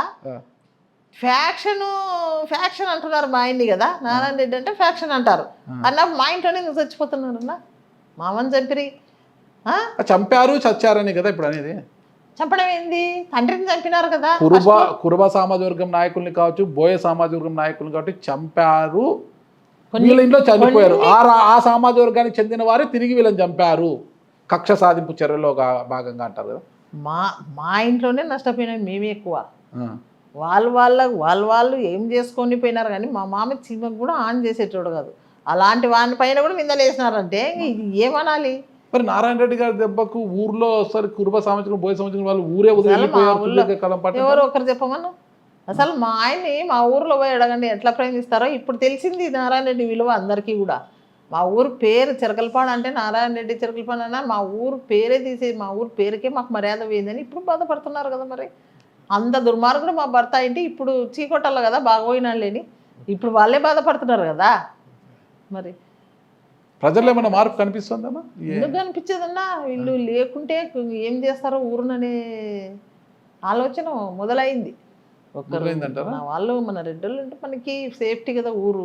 ఇంత ఊరు ఎక్కడున్నా వాళ్ళ దృష్టి అయితే ఊరి మీద రెడ్డోళ్ళే ఉండాలా, వేరే ఉండకూడదా? ఎవరైనా ఊరిని కాపేవాడు ఒక రెడ్డి ఉండాలనేది కాదు. ఊరిని ఎవరు పాకు చేసినా వాళ్ళనే కోరుకుంటారు. ఎవరైనా ఏం క్యాస్ట్ గురించి కదా, ఎవరైనా ఊరిని ఎవరు బాగా చేస్తారు, ఊరిని పట్టించుకొని ఫ్యాక్షన్ లేక ఎవరు చేస్తారు వాళ్ళనే ప్రేమిస్తారు ఎవరైనా. కానీ ఇట్లా ఊరిని చెడగొట్టి డెవలప్ లేకుండా చేసేటోళ్ళని ఎవరైనా అవాయిడ్ చేస్తారు కదా. మరి నా భర్త మీద ఎవ్వరు కూడా చిరకలపాట్లో అలా ఇప్పుడు అర్థమైపోయింది అందరికి. 2029లో టికెట్ మీకే వస్తుందని నమ్మకం ఉందా? ఎప్పుడు 2029కి టికెట్ మీకెందుకు డౌట్? రకరకాల డౌట్ ఎందుకు ఉంటే పార్టీ అన్న నేను ఉన్నప్పుడు నా భర్త చనిపోయినప్పుడు ఫస్ట్ టికెట్ శ్రీదేవమ్మకి జగనన్న ఫస్ట్ స్టేట్ లో ఒక మహిళగా టికెట్ అనౌన్స్ చేశా. అనౌన్స్ చేసిన తర్వాత కూడా ప్రజలు నాలుక ఇది ఖర్చు అయ్యేది కాదు కదా, ఏం మాట్లాడతారో వాళ్ళకే తెలీదు. ఏదో భర్త చనిపోయినాడు అని చెప్పేసి జగనన్న ఓదార్చినట్టు ఫస్ట్ చెప్పినాళ్ళే యాడిస్తారు ఆమెకు అని కూడా అని మాట్లాడినారు. ఎక్కడన్నా ప్రజల మాటలు పట్టించుకుంటే మనం పని చేయగలుగుతామా? ఒక సీఎం, అప్పుడు సీఎం కాదు జగనన్న, ఒక సీఎం కొడుకు కాబోయే సీఎం. ఆ రేంజ్లో నాకు అంత పబ్లిక్లో ఫస్ట్ ఇంత రాజకీయంలో ఎవ్వరు కూడా ఫస్ట్ ఇంత ముందు అనౌన్స్ చేయరు. కానీ కొన్ని పరిస్థితుల ప్రభావం వలన శ్రీదేవమ్మని నేను ఫస్ట్ టికెట్ అనౌన్స్ చేస్తున్నా పత్తికొండకని చెప్పినాక అట్లా కూడా నమ్మకుండా జనాలు అవి కూడా వదంతులు వచ్చాయి. నాటి పరిస్థితులకి నేటి పరిస్థితులకు చాలా తేడా ఉన్నాయన్నమాట. ఎంత పరిస్థితులైనా జగనన్న కోరుకునేది కూడా ప్రజల దగ్గర ఎవరున్నారు, ప్రజలకు సేవ ఎవరు చేస్తున్నారని ఆయనే తెలుసుకుంటున్నారు కదన్నా. అన్ని మనం ఏం దాపు పెట్టేది ఏమన్నా దాచిపెట్టేది ఇది పబ్లిక్ లో. మురళీధర్ రెడ్డి అవునవును గతంలో మీకు చాలా సన్నిహితుడు కూడా, ఇప్పుడు కూడా సన్నిహితుడే కాదేనా? మీ మధ్య బాగా విభేదాలు వచ్చాయి. ఆయన కూడా పెద్ద ఎత్తున టికెట్ కోసం ట్రై చేశాడు. పోచిమిరెడ్డి టికెట్ల కోసం ఎవరైనా ఆశ ఉంటది, ఎవరైనా చేస్తారు. కానీ నాకు ఆయనకి ఎప్పుడు విభేదాలు లేదే. నేను ఎవరితో పెట్టుకోను విభేదాలు. చాలా ఇంటర్వ్యూలు అడుగుతుంటారు నన్ను, వాళ్ళతో విభేదాలు అంట కదా, వీళ్ళతో విభేదాలు అంట కదా.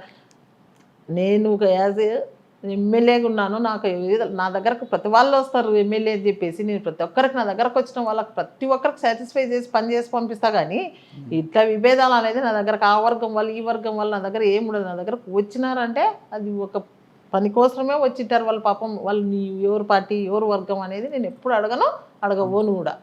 మీకు పోచిమిరెడ్డి మురళీధర్ రెడ్డికి బాగా సఖ్యత ఉంది. ఏం లేదు, అతను నంబర్ లేదు, ఉండింటే మాట్లాడతా అంటే ఇప్పుడు మాట్లాడు. నా దగ్గర ఉంది కదా సరే నంబరు ఉంది చూడు, ఇప్పుడే బయట బాబు ఆ నంబర్ తీసుకో, నా ఫోన్ తీసుకోమా. నేను ఓకే మురళీధర్ రెడ్డి గారి ఫోన్ పని చేయనట్లేదు, స్విచ్ ఆఫ్ వస్తుంది.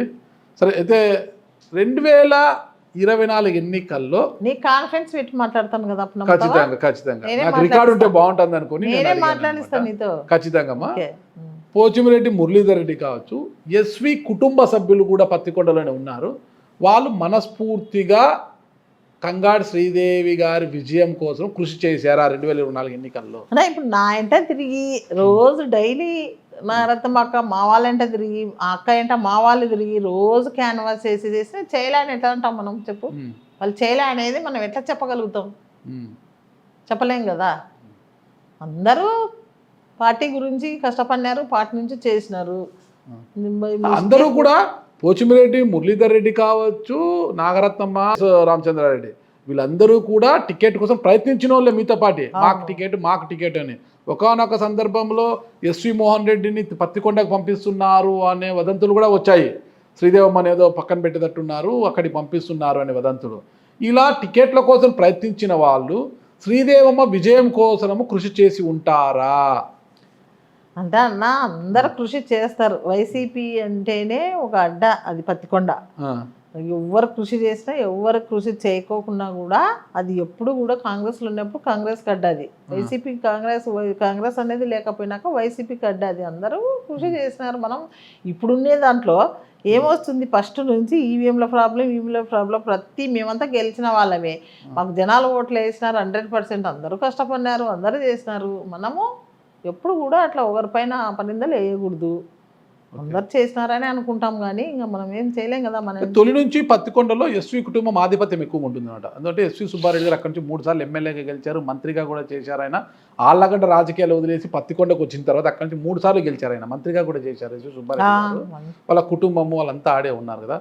సర్పంచ్ ఇవన్నీ కూడా పత్తికొండ మేజర్ గ్రామ పంచాయతీ పత్తికొండ సర్పంచ్ కూడా వాళ్ళే ప్రపోజ్ చేస్తుంటూ వాళ్ళే ఉంటారు అనమాట. ఇప్పుడు మళ్ళా కూడా వాళ్ళ క్యాండిడేట్ని రాబోయే స్థానిక సంస్థల ఎన్నికల్లో ఇంకా ఏది రిజర్వేషన్ ఏంది రాంది ఎవరు వచ్చినా కూడా ఎస్వి కుటుంబం ఆధిపత్యమే ఉంటుంది అక్కడ అంటారు. మీరందరూ కూడా కలిసిమెలిసి పని చేసుకుంటారా సర్పంచ్ ఎన్నికల్లో కావచ్చు? చేసలేమన్నా పార్టీ అన్నాక వాళ్ళ కాంప్రమైజ్ అనేది ఉండదు. ఎవరైనా వైసీపీ పార్టీ నిలబడిందంటే 100% అందరం గెలిపించుకోవాలనే చూస్తాం మన పార్టీ వాళ్ళని. కానీ దాంట్లో విభేదాలు ఉంటే మనకు వచ్చే నష్టమే కదా మన పార్టీకి. ఆ విభేదాల వలన మన పార్టీకి బ్యాడ్ నేమ్ వస్తుంది కదా.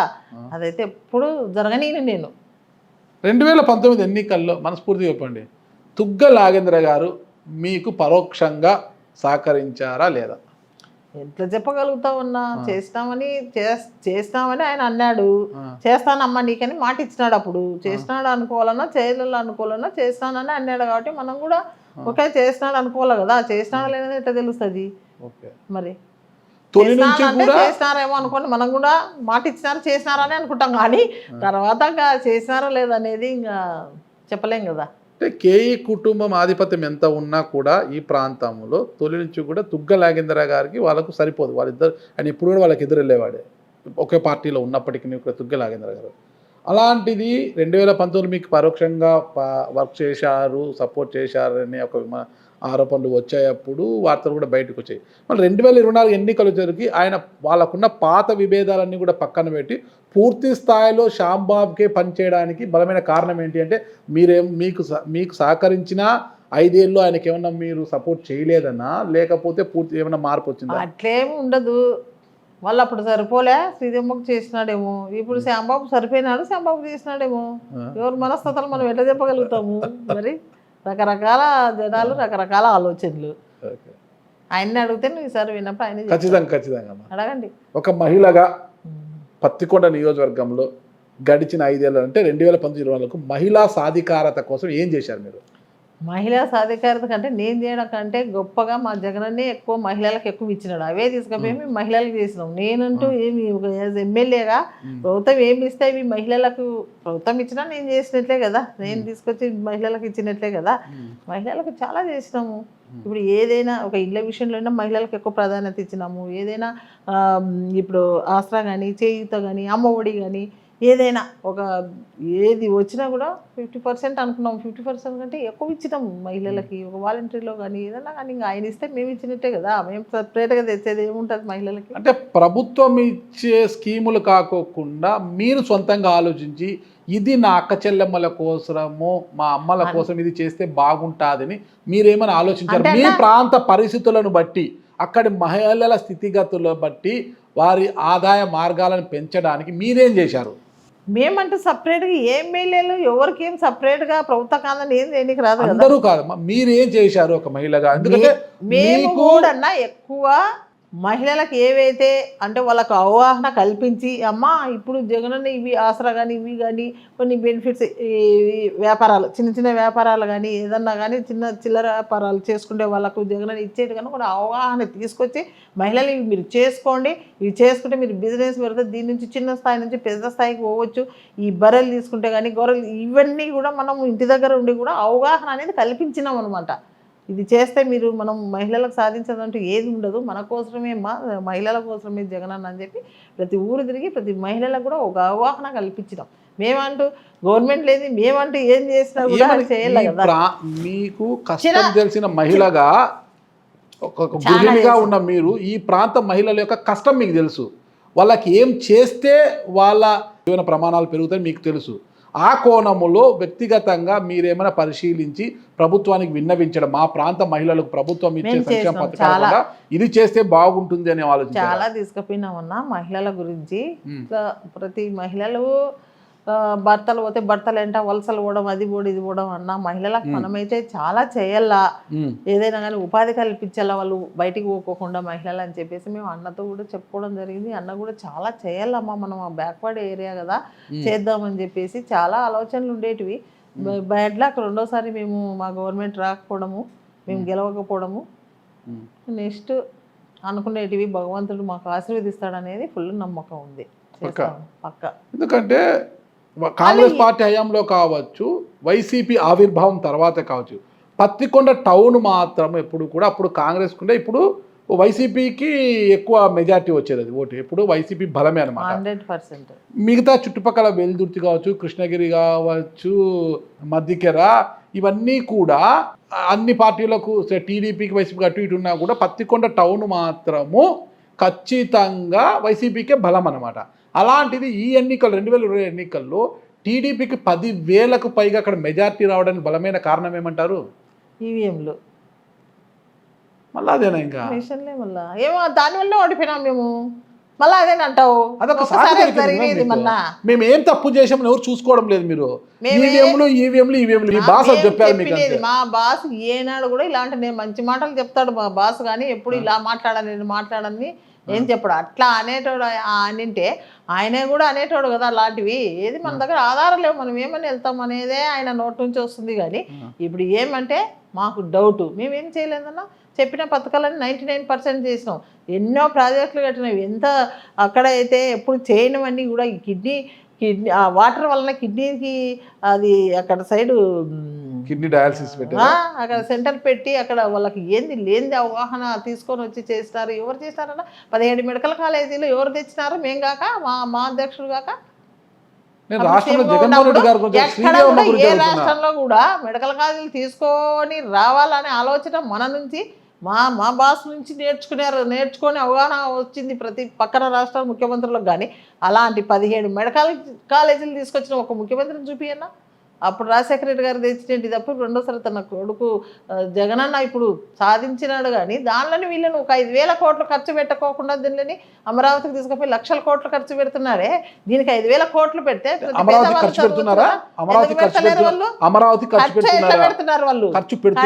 పెడుతున్నారు ఆ ఖర్చుకే మేము అడుగుతున్నది. అన్ని వేల కోట్లు తీసుకొచ్చి ఏం చేస్తున్నారు దానిని? అమరావతి అంటే రాజధాని అమరావతి కోసం ఖర్చు పెడుతున్నారా అంటే దేనికి పెడుతున్నారనే మాది క్వశ్చన్ మార్క్. ఇప్పుడు మీరు ఖర్చు పెడుతున్నారని వాళ్ళు అనేది నేను చెప్తున్నాను.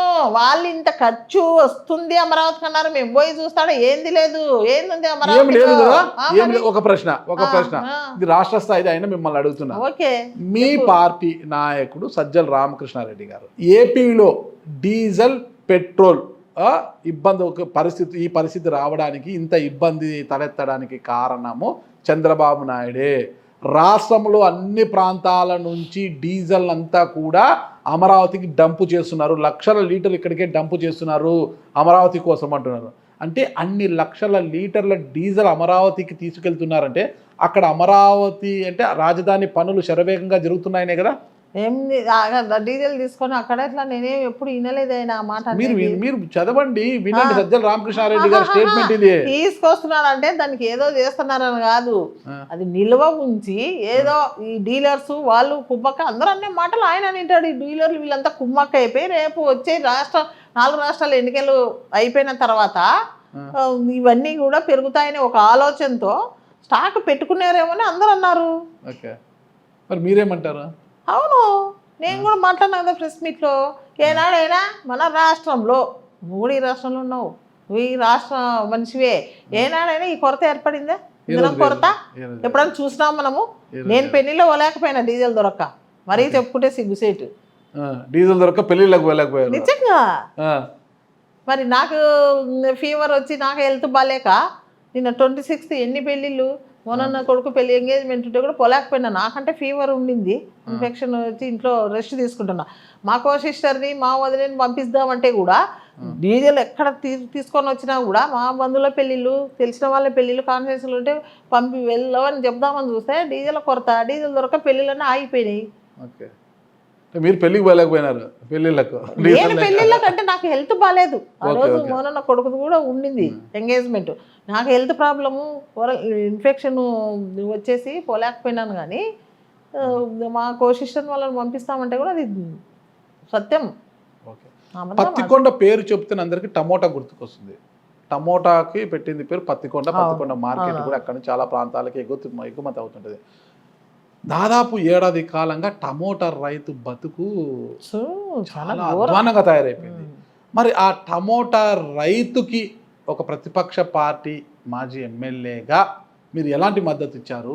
ఆ రైతు కోసం ఏం పోరాటం, ప్రభుత్వం పైన కావచ్చు, ఎమ్మెల్యే శ్యాంబాబు మీద మీరు ఎలాంటి ఒత్తిడి తెచ్చారు చెప్పండి? చాలా సార్లు మేము మార్కెట్కి వెళ్ళడం జరిగింది ప్రతిపక్షంలో ఉన్నప్పుడే. చాలా సార్లు ప్రెస్ మీట్ పెట్టడం జరిగింది, మీడియాలో మాట్లాడడం జరిగింది. మేము పోయిన గవర్నమెంట్లో ఒక్క నిమిషం పత్తికొండ మార్కెట్లో స్టాక్ ఉందని చెప్పిన వెంటనే స్పందించి అధికారులతో మాట్లాడి ధరల స్థిరీకరణ గవర్నమెంట్ కొంటాది ధరకు అని చెప్పేసి ఒక్క సెకండ్లో జగనన్న చెప్పేసి అవన్నీ కూడా క్లియర్ చేసేసిన పరిస్థితి మా గవర్నమెంట్లో. ఇప్పుడు ఎన్నోసార్లు బయటపడేసిన పరిస్థితులు ఈ గవర్నమెంట్ వచ్చిన తర్వాత. మేము ఎన్నిసార్లు ప్రతిపక్షం మాట్లాడినా వాళ్ళకు చీమ కుట్టినట్లు కూడా లేదు. ఎవరు వచ్చి ఎమ్మెల్యే మళ్ళీ ఒక్కసారన్నా మార్కెట్కి వచ్చి చూసినాడో లేదో మాకు తెలియదు, కానీ నాకు తెలిసినంత వరకు ఎప్పుడు వెళ్ళినాడో లేదో కూడా తెలీదు. పోయి ఆ పరిస్థితి ఏంది, రైతుల పరిస్థితి ఏంది, దళారుల పరిస్థితి ఏంటి రైతు నుంచి తీసుకుంటున్నారు. బయట చూస్తే అమ్ముతే కొరువు శాస్త్రం ఉంది కదా, అట్లని రైతు చూస్తే గగ్గోలు పెడుతున్నాడు, బజార్లో పడేస్తున్నాడు. అమ్ముతే అడవి కొనబోతే కొరవు అని ఏదో శాస్త్రం ఉన్నట్టు ఇదిగా బజార్లో పడేస్తున్నారు. రైతుల నుంచేమో మనం బయట కొనాలంటే 20-30 రూపాయలు పెట్టి బయట కొంటున్నాం. అంటే ఎక్కడ పొరపాటు జరుగుతుందన్న నాకు అర్థం కాలే. కనీసం చూసి దానిపైన ఒక ఎమ్మెల్యేగా మనం ఏం చేయాలి?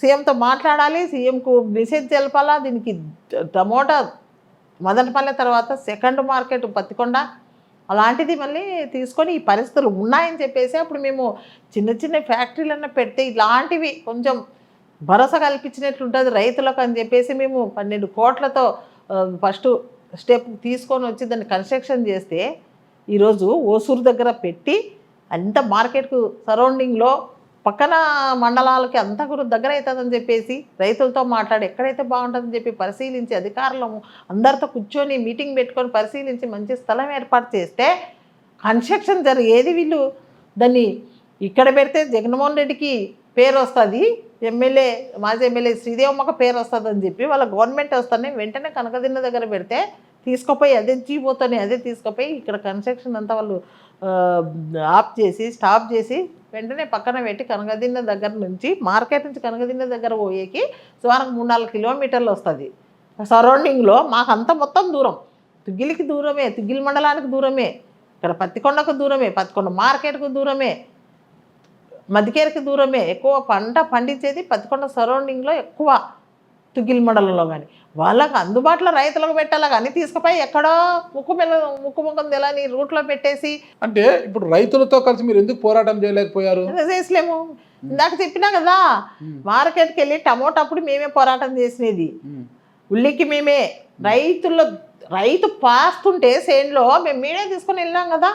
ఇంత చేసిన మీరు మీ హయాంలో టమోటా రైతు కోసం ఒక కోల్డ్ స్టోరేజ్ నిర్మించాలని ఆలోచన ఎందుకు రాలేదంటారు? అంటే టమోటా ఎన్ని రోజులు నిలబెట్టగలుగుతావు అన్న, అందుకనే టమోటా ఎన్ని రోజులు పెట్టగలుగుతావు?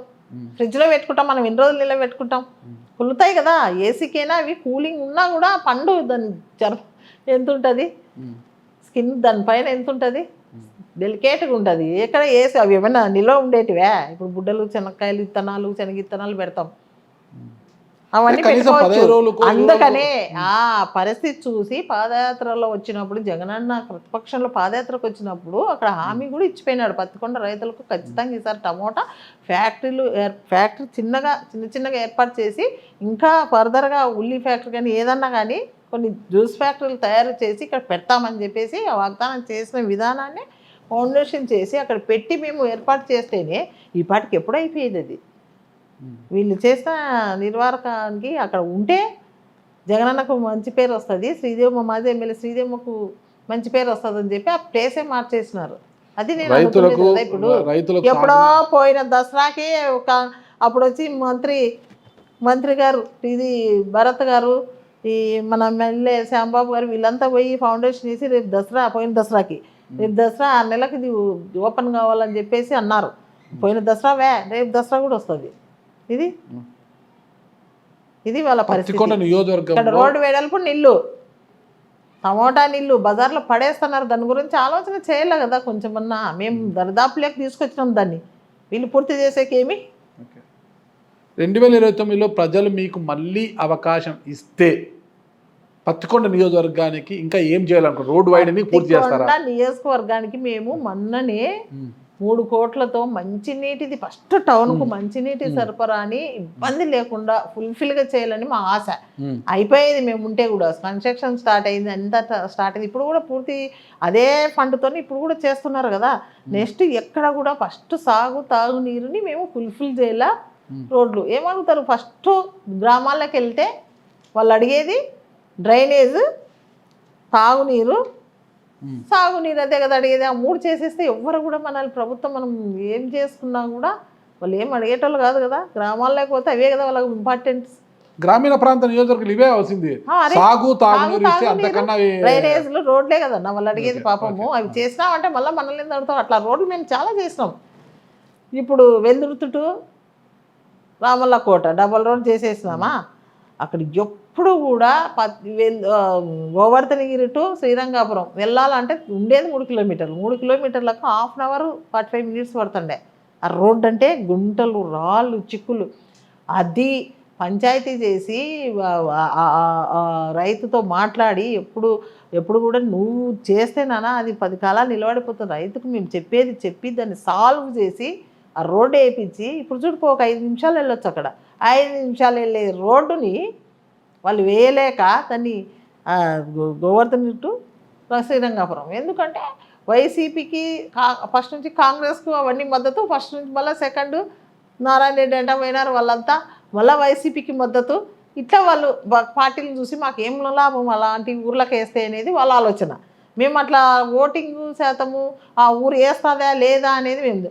కొత్తపల్లె పత్తికొండ రోడ్డు, కొత్తపల్లె పోవాలంటే 1 అవర్ పడుతుంది. ఆడ ఉండేది 5-6 కిలోమీటర్లు కూడా ఉంటుందో లేదో బహుశా. ఇప్పుడు 10 నిమిషాల్లో పోతాం. అప్పుడు ఆటో వాళ్ళు పిల్లలు స్కూల్కి వెళ్ళాలంటే, స్కూల్కి పోయిన పిల్లలు నిత్యము తల్లిదండ్రులు ఎదురు చూసి రోజు పిల్లోడు స్కూల్ పోయినాడనే తిరిగి వచ్చేది ఎక్కడ ఆటో బోర్డులో పడుతుంది, ఎక్కడ పోతుందో. అలాంటి పరిస్థితుల్లో చెట్లు, ఇంతలా గుండ్లు ఉంది. పాత పూట చూపిమంటే చూపిస్తాం మీకు. అలాంటి రోడ్డును కూడా మేము 5 కోట్లు పెట్టి రోడ్డు చేసినాం. ఇంకా పోతే మొలగవేలి ఇందాక చెప్పినా కదా, ఓసులు టు మొలగవేలి 7.5 కోటితో, ఇంకా 2 కోట్లు ఉంది అది చేసేది కూడా. అంటే మన పరిధిలోకి అయిపోయింది. అన్నీ ఉండేది పొలాలన్నీ మావి. పోతే మధ్యకేరు టు మొలగవేలి అటో రోడ్డు అన్నీ ఇవి ఎవరికి ఉపయోగపడతాయి? రైతన్నలకి. ఆ రైతు రోజు తలుచుకుంటుంటాడు కదా. మళ్ళీ ఆ రోడ్లని మేమా నీట్ చేసినది మేము కాదు. హాస్పిటల్లో ఏదైనా చిన్న రోగం వచ్చినా, చిన్న పొరపాటు ఎవరైనా యాక్సిడెంట్ అయి చనిపోయినా వచ్చి పోస్ట్ మార్టం కోసం ఇక్కడ రావాలా, వెల్దుర్తికైనా కర్నూలు కన్నా రావాలి, డోన్ కన్నా వెళ్ళాలి. అలాంటిది ఇక్కడి రోగం పొరపాటున కూడా యాక్సిడెంట్ ఎవరైనా చనిపోయినా చేసినా కూడా పోస్ట్ మార్టం వల్ల 2 రోజులు 3 రోజులు కాపలా కాసి ఎవరో పట్టించుకునే నాదులు లేక పరిస్థితులు ఉండేది. మేము 5 కోట్లతో పెద్ద హాస్పిటల్ నిర్మించి చేసినది మేము. వెల్దుర్తిలో 15 రోజులకు ఒకసారి నీళ్ళు మేము క్యాన్వాస్ పోయింటే అడిగినారు. మా భర్త ఉన్నప్పుడు ఒక ఎమ్మెల్యే కూడా కాదు, పత్తికొండ సైడ్ ఎన్ని రోడ్లు వేసినాడు, ఎన్ని తాగునీరు, ఎన్ని పోర్లు వేయించినాడు కనుక్కోండి. మేము ఎప్పుడైనా ప్రజాసేవకే అంకితం, కానీ ఏదో ఆ కబ్జాలు ఈ భూములు అవి అనేది మా వంట కూడా పట్టవు అట్లాంటివి. అంటే 2029లో ఒకవేళ ఎమ్మెల్యే అయితే మీ భర్త మీ కుమారుడు పేరు వినిపించుకోకుండా చేస్తారా? ఇంకా పేరు వినిపించుకోకుండా చేయడం ఏంటిదన్నా? పేరు కదా మనకి. తలుచుకుంటే మంచికి తలుచుకోవాలా. గతంలో ఏముండింది, మీ కుమారుడి మీద ఒక కామెంట్ వచ్చింది. కర్నూలు టౌన్లోని మీ పార్టీకి సంబంధించిన ఒక నాయకుడి రెసిడెన్సీలో కూర్చొని దందాలు చేస్తుంటే ఆ నాయకుడు అయ్యా నా దగ్గర ఇలా చేస్తే చెడ్డ పేరు వస్తుందని చెబుతూ కర్నూలు టు డోన్ బైపాస్ మధ్యలో ఉన్న ఒక డాబాను అడ్డాగా చేసుకొని మీ కుమారుడు దందాలు చేశాడు అనేది పెద్ద ఎత్తున ప్రచారం జరిగింది. కర్నూలు టు డోన్ మధ్యలో వచ్చి ఒక డాబాని డాబా. అడ్డాగా చేసుకొని మీ కుమారుడు నేనన్నా దందా చూసి వస్తాను చేశాడు రండి.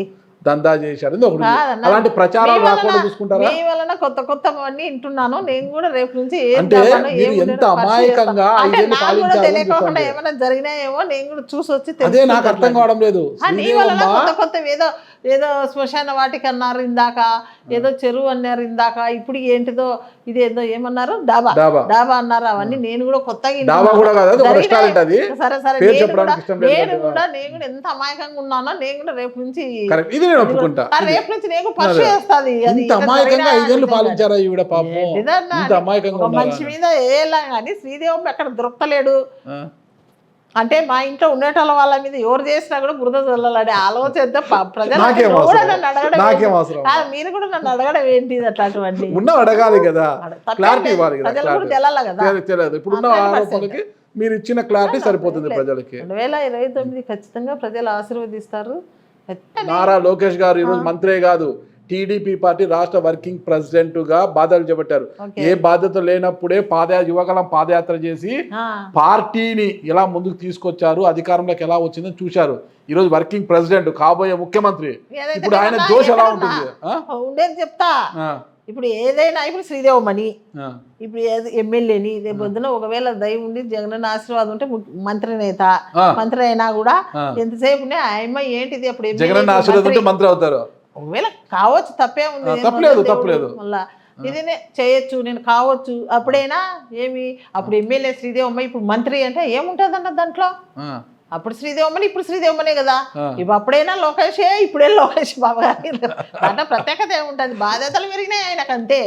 మాకేమి ఆయన చేసే పని ఆయన ఇంకా బాధ్యతగా పనిచేస్తాడు. ఈసారి 2029లో తిరిగి టీడీపీ అధికారంలో చేస్తలేవా? మేము అంత చేసినాము.